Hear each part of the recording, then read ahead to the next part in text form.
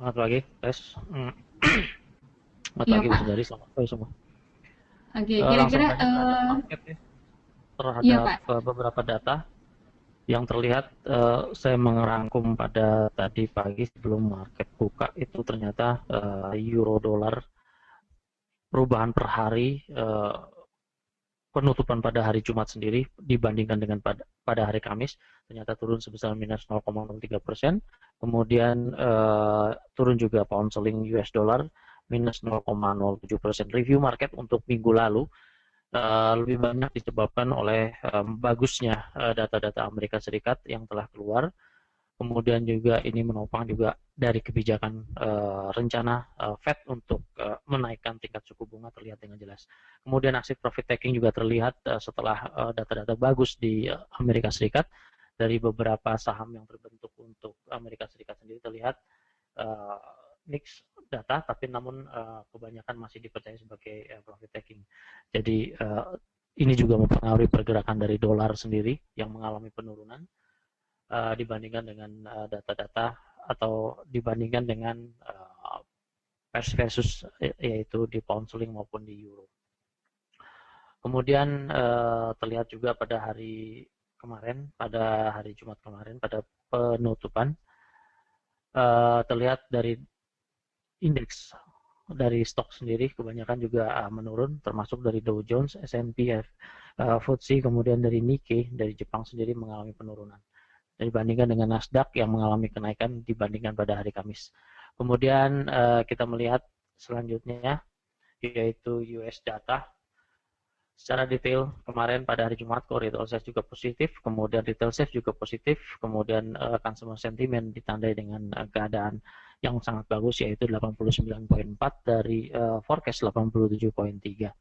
Kemudian pembanding data menjadi titik utama kita adalah consumer sentiment yang terus mengalami kenaikan dimulai dari bulan Agustus 81,8, terus menanjak ke 82,5, kemudian 84,6, 86,9 hingga akhirnya ke 89,4. Performa yang cukup positif juga membawa pengaruh terhadap kenaikan langsung pada minggu kemarin pergerakan di dolar mencapai titik tertinggi, kemudian juga di retail sales membantu untuk performa di dolar sendiri. Kemudian di sini memang retail sales mengalami kenaikan sebesar 0,3% dari sebelumnya minus 0,3%, mendekati dari performa 2 bulan sebelumnya yaitu 0,58%. Kemudian hal ini juga membantu kita melihat bahwa kebijakan ekonomi yang akan dilaksanakan ke depannya nampaknya juga semakin mendekat untuk kenaikan tingkat suku bunga. Kemudian dari forecast yang terjadi untuk minggu depan terlihat di sini masih cukup positif untuk fundamental data. Di PPI teman sendiri tetap 0,1%. Kemudian dari building permit juga positif dari 1,02 million menjadi 1,04 million, naik sebesar minus 0,02 million. Kemudian juga nanti juga ada pada hari Kamis dini hari ada FOMC meeting minutes, kita melihat kebijakan yang ditunggu-tunggu para pelaku pasar. Kemudian CPI dan core CPI terlihat positif untuk core CPI teman sendiri dari 0,1% menjadi 0,2%. Kemudian Philadelphia Manufacturing Index terlihat di forecast kan menurun 18,9. Ini berbeda dengan kenyataan yang terjadi pada kemarin, pada hari Jumat kemarin. Sentimen untuk manufaktur untuk Philadelphia menurun 18,9 dari 20,7. Existing home sale sendiri dikabarkan sedikit menurun sebesar 5,16 miliar dari 5,17 miliar. Namun secara garis besar kita melihat fundamental untuk Amerika Serikat masih dalam keadaan positif. Nah, namun terlihat terhadap pergerakan data untuk hari ini pada penutupan Jumat hingga hari ini terlihat dolar indeks mengalami penurunan.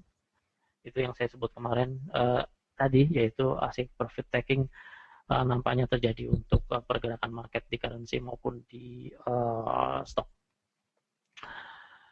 Kemudian kita melihat dari data, kebanyakan data untuk UK sendiri masih terpengaruh terhadap hasil dari laporan inflasi yang diumumkan kemarin, yaitu inflasi diperkirakan akan berada di bawah 1%. dalam jangka waktu dekat ini. Kemudian pertumbuhan yaitu 2014 ternyata 3,5%. Kemudian juga terlihat tingkat suku bunga di BOE diperkirakan akan terjadi melambat hingga ke pertengahan tahun 2015 mendatang. Kemudian juga kita melihat dari resiko yang terjadi untuk euro deflasi, sehingga mungkin sterling juga melihat indikasi ini setelah ditandai dengan penurunan dengan pound sterling mingguan kemarin telah mencapai penurunan. Kemudian juga kita melihat secara garis besar pound sterling masih mengalami downtrend, meskipun koreksi-koreksi yang terjadi untuk jangka pendek ke depannya masih tetap ada. Kemudian untuk euro, ini untuk UK data, kita berfokus untuk minggu ini yaitu terhadap CPI year to year-nya sendiri tidak mengalami kenaikan dari 1,2%. Kemudian juga pada hari Rabu besok yaitu pengumuman terhadap tingkat suku bunga masih tetap sama yaitu 0,09. Kemudian asset purchase facility tetap sama 375 billion pound sterling. Kemudian juga official bank rate votes sendiri masih tetap sama 207. Kemudian retail sales mengalami perbaikan minus 0,3% menjadi 0,4%. Kemudian euro data kemarin cukup bagus sehingga membawa pengaruh nampaknya juga ke euro. Keadaan euro sekarang mengalami koreksi yang cukup lumayan.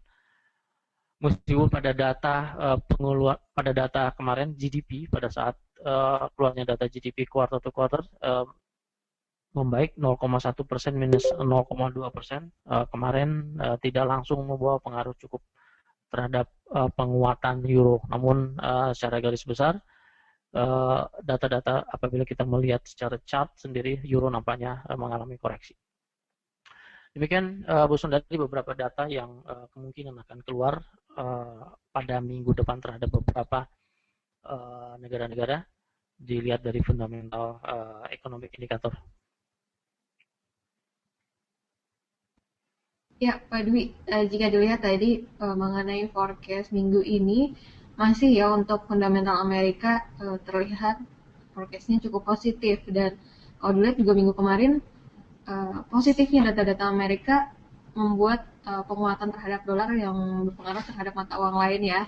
Kecuali pada hari Jumat lalu di mana terjadi aksi profit taking yang menyebabkan harga euro yang terlihatnya cukup jelas dari mata uang lain maupun komoditi juga cukup menguat pada penutupan hari Jumat lalu.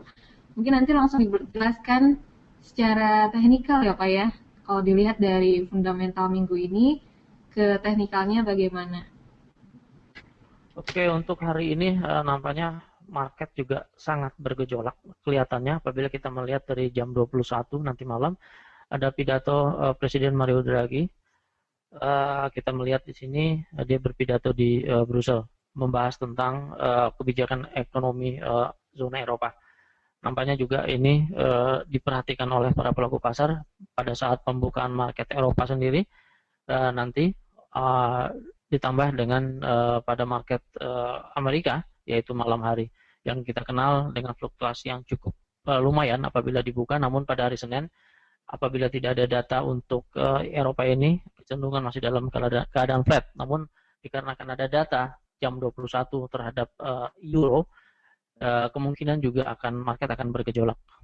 Kemudian kita melihat untuk hari ini preliminary GDP quarter to quarter untuk Jepang sendiri menurun ya, dibandingkan dengan forecast 0,5% menjadi minus 0,4%, bulan lalu 1,8%. Tapi kita melihat di sini masih dalam keadaan positif berdasarkan data-data bulan lalu. Langsung terhadap indikator technical analysis sendiri terlihat pound sterling dengan data 4 jam ternyata kemarin penutupan di minggu kemarin ternyata menyentuh ke angka 1.55916 yang menurun 1.55916 di harga terendah. Telah terjadi penurunan sebesar 3.516 pips dari Monex Trader sendiri. Ini mengalahkan rekor yang terjadi untuk minggu lalu, 2 minggu lalu maksud saya, sebesar 2.300-an pips.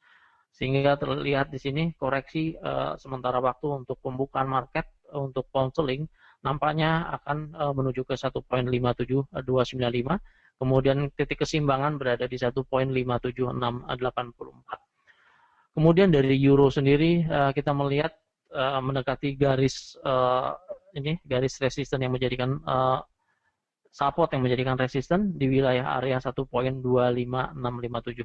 Euro juga masih dalam keadaan koreksi di tengah-tengah tren fundamental dalam keadaan drop. Kemudian kita melihat dari pergerakan euro pound sterling sendiri terlihat cukup tangguh euro terhadap pound sterling, ya, cukup tangguh euro terhadap pound sterling. Dengan cross currency ini kita bisa melihat ternyata dominasi euro itu masih lebih bagus, lebih unggul dibandingkan dengan pound sterling.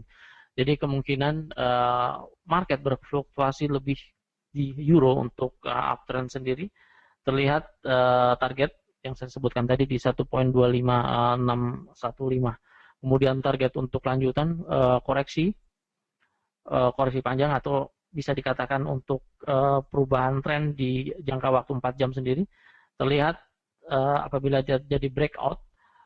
Kemudian jangka pendek untuk selanjutnya dengan chart 4 jam target utama yaitu 1.25748. Kemudian selanjutnya menyentuh ke 1.26326.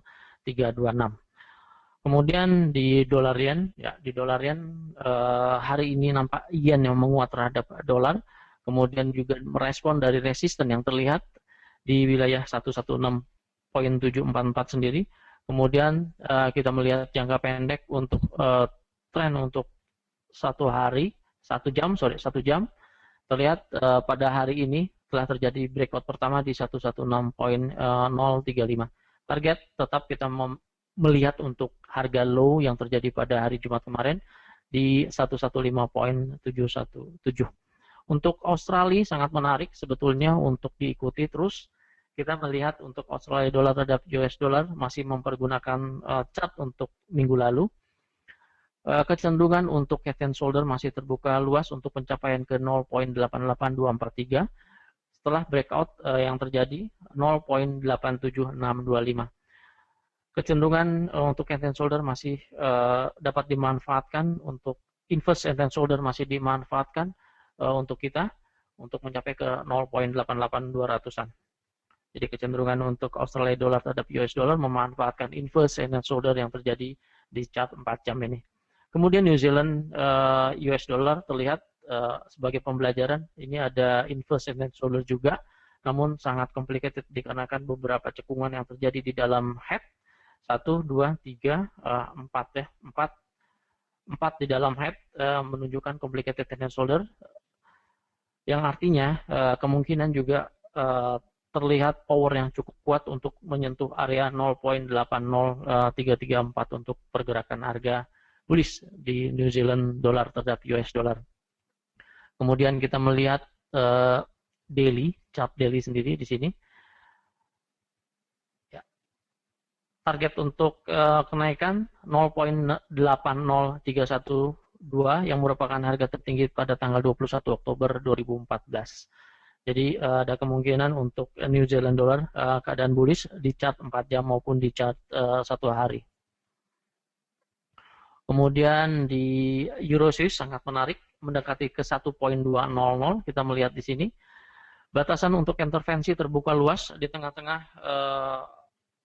respon atau voting tanggal 30 November ini mengenai emas sebagai pembanding harga atau sebagai patokan terhadap Swiss. Jadi ini merupakan fundamental yang cukup kuat di samping masalah emas menjadikan kebijakan untuk pengendalian nilai tukar mata uang Swiss dari emas. Kita melihat juga kebijakan terhadap intervensi yang sama-sama berada untuk saat ini berada di wilayah area 1.200. Kita melihat pertarungan yang terjadi untuk pergerakan harga Euro Swiss nampaknya juga dipengaruhi oleh fundamental tadi. Kemudian juga kita dapat memanfaatkan pergerakan di dolar Swiss. Kemudian di komoditi, ya di komoditi tanggal 27 November nanti ada ada pertemuan OPEC yang membahas terhadap kebijakan-kebijakan yang dilaksanakan masalah supply maupun terhadap perubahan harga. Namun hingga saat ini belum ada kata sepakat untuk mengurangi supply. Namun dari beberapa negara telah melakukan lobby untuk mengurangi supply dengan pertemuan-pertemuan para menteri perminyakan mereka. Kemudian kita melihat di sini pada hari Jumat kemarin terlihat pergerakan masih berada di bawah harga pembukaan pada hari Senin yang lalu, meskipun terjadi koreksi berada di 4 candle setelah mengalami harga penurunan, yaitu di low 73.24. Penutupan untuk hari Jumat kemarin terjadi di 75.84. Menguat, koreksinya menguat di sini, tidak sanggup untuk mencapai ke 78.08. Kita menunggu akhir bulan ini apakah terjadi perubahan harga yang cukup signifikan terjadi di minyak untuk pergerakan harga minggu ini, kita melihat nanti. Kemudian di emas memanfaatkan penurunan terhadap US dollar sehingga terjadi breakout pada hari Jumat kemarin di kisaran 117.82 hingga saat ini masih berada di wilayah atas pembukaan pada hari Senin maupun pada harga terendah pada harga emas tercapai di minggu lalu di 1146.03. Kecenderungan emas nampaknya juga memanfaatkan pelemahan dolar untuk sementara waktu kali ini. Target untuk penguatan tersendiri terjadi di 1207.47. Sementara di indeks Asia, untuk Hang Seng nampaknya market masih mengamati koneksi dari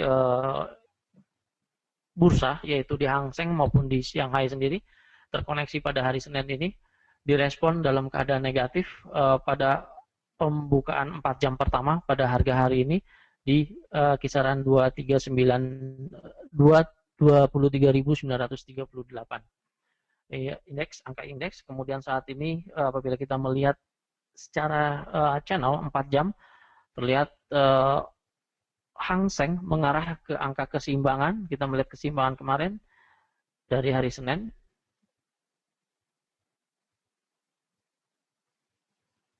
Kita rubah keseimbangannya di sini. Ya, ternyata 61.8 berusaha untuk di close di harga tersebut. Apabila terjadi close untuk 4 jam pertama, kemungkinan Hang Seng bergerak menuju ke 23.714. Kemudian masih dalam wilayah bullish channel yang terjadi di Hang Seng, kita masih melihat support dan resisten yang terbentuk, belum menyentuh breakout terhadap resisten maupun support yang terjadi di bullish channel ini. Kemudian di Nikkei, Nikkei merespon dari pelemahan dari dolar yen sendiri, juga Nikkei melemah, persis terhadap resisten yang terbentuk beberapa saat dari 4 jam kemarin, udah beberapa kali terbentuk di sini, melawan dari harga resisten di 17.440, kemudian sekarang dan mendekati harga 50% dari Fibonacci, keseimbangan di 17.062. Target untuk Nikkei sendiri apabila terjadi penurunan, kita melihat ke 16.900-an untuk pergerakan harga Nikkei. Demikian Bu Sundari, beberapa ulasan singkat yang terjadi pada hari Senin ini.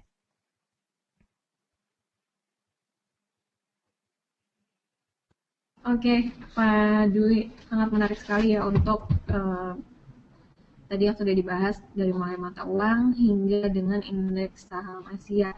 Sedikit mungkin dibahas mengenai indeks saham Amerika, Pak Dwi. Oke, kemarin profit taking, kita melihat untuk pergerakan hari ini. Untuk Dow Jones kita melihat untuk jangka pendek, tren yang terjadi masih merespon terhadap resisten kuat nampaknya di sini di wilayah kisaran untuk hari ini di 17613 hingga ke 17581 untuk pergerakan Dow Jones nampaknya terbatasi di bawah wilayah area resisten tersebut. Kemudian pada pembukaan ternyata terjadi breakout di 17.537 hingga saat ini nampaknya target untuk 17.480 terbuka untuk pelemahan di indeks Dow Jones kali ini. Kemudian di Nasdaq kita melihat hal yang sama serupa terjadi. Kemudian kita melihat untuk pergerakan jangka pendek untuk di Nasdaq sendiri ternyata masih hampir sama dengan Dow Jones. Ya, hampir sama dengan Dow Jones. Tren yang terjadi di sini merespon dari resisten di beberapa candle, 3 jam candle terus mengalami penurunan hingga mendekati pada candle kedua pada 2 jam pertama di 4.204 untuk pergerakan bearish. Kemudian kita melihat di sini untuk pergerakan Nasdaq masih dalam keadaan penurunan.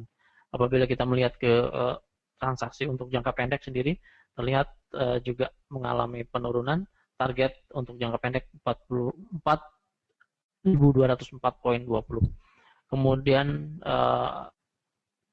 dua stok saham ini mewakili terhadap pergerakan harga stok indeks dari Amerika Serikat mengalami penurunan.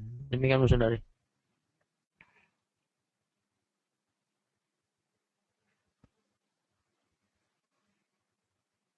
Oke, Pak Dwi, mungkin ada lagi yang ingin ditambahkan, Pak Dwi? Tidak ada.